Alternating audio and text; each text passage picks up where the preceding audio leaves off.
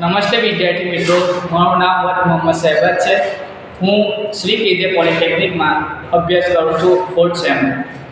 આજે આપણે જોઈશું ઇલેક્ટ્રિકલ મશીન 2ના ચેપ્ટર 1 જેનું નામ છે single phase induction motor. Title ઉપરથી જ આપણને ખબર પડી જાય છે કે સિંગલ ફેઝ એટલે કે એક ફેઝ હોય અને બીજો ન્યુટ્રલ. ને તમને જાણીને આશ્ચર્ય થશે કે આપણી આજુબાજુ એટલે કે હાઉસહોલ્ડમાં 70% સિંગલ ફેઝ ઇન્ડક્શન મોટરનો ઉપયોગ થાય છે. જે કે સીલિંગ ફેન છે, જ્યુસ મશીન છે, મિક્સર મશીન છે, વોશિંગ મશીન છે વગેરેમાં સિંગલ ફેઝ ઇન્ડક્શન મોટરનો ઉપયોગ થાય છે. Maximum capacity single phase induction મોટરની મેક્સિમમ કેપેસિટી 3 HP સુધીની હોય છે. ત્યાર પછી 0.25 HP ની પણ હોય છે, 0.5 HP ની પણ હોય છે અને 1 HP ની પણ હોય છે. પણ મેક્સિમમ 3 HP સુધીની હોય છે.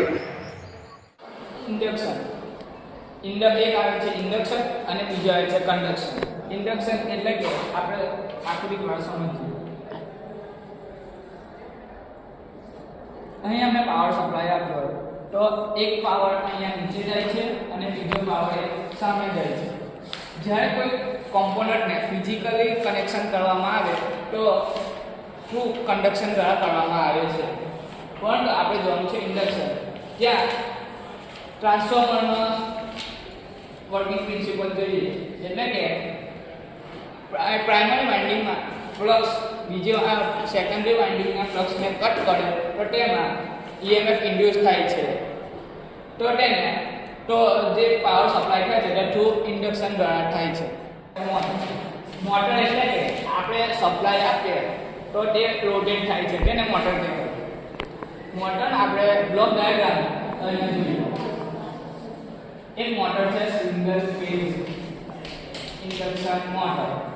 એના આઉટપુટમાં આપે છે સિંગલ ફેઝ, તો તે આઉટપુટમાં આપે છે mechanical energy.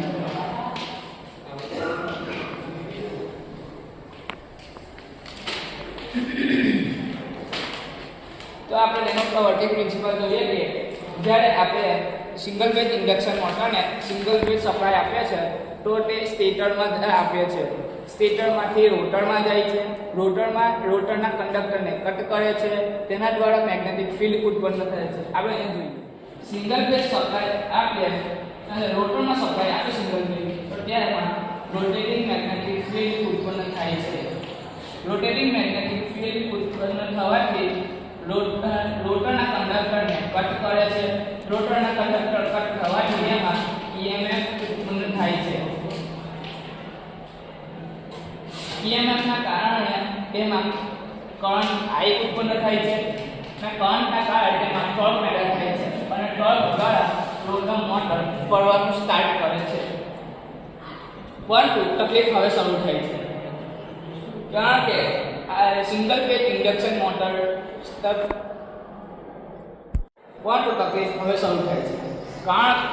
Single phase induction motor self starting motor નથી, કારણ કે તેમાં રોટેટિંગ મેગ્નેટિક ફિલ્ડ ઉત્પન્ન થતી નથી.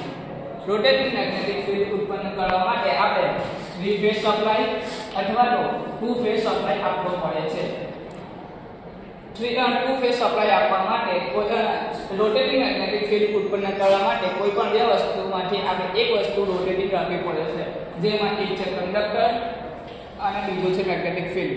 આ બેમાંથી કોઈ એકને આપણે રોટેટ કરવું પડે.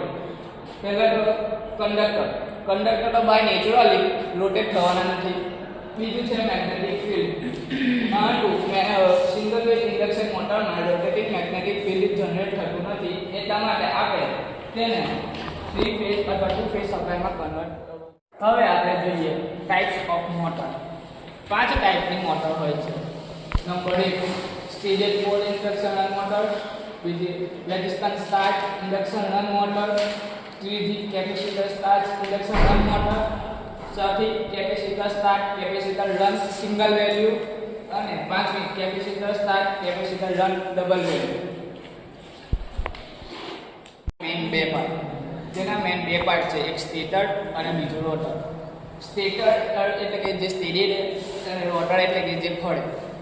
સ્ટેટરમાં આવે છે એક સ્ટેટર પોલ અને બીજું સ્ટેટર વાઇન્ડિંગ, અને રોટરમાં આવે છે રોટર પોલ